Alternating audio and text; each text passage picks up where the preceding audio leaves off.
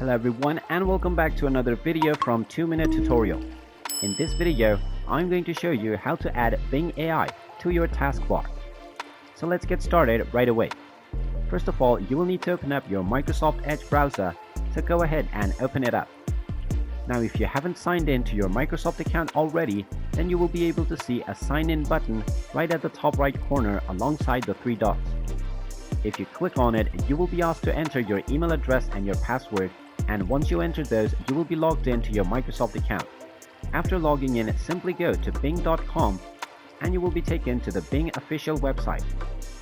Now click on the chat option at the top section and this will take you into the Bing AI chat page. Now in order to add this into your taskbar, you will need to install the web application. In order to do this, click on the three dots at the top right corner and from the drop down menu hover over to apps. Now click on install this site as an app. Finally, click on the install button and this will begin the installation of the application. When you see app installed, you will also see an option to pin this to your taskbar. Make sure you select this option to add it to your taskbar. You can also pin this to your start menu and create a desktop shortcut if you wish to do so. Finally, click on the allow button and you will now see the Bing toolbar on your taskbar.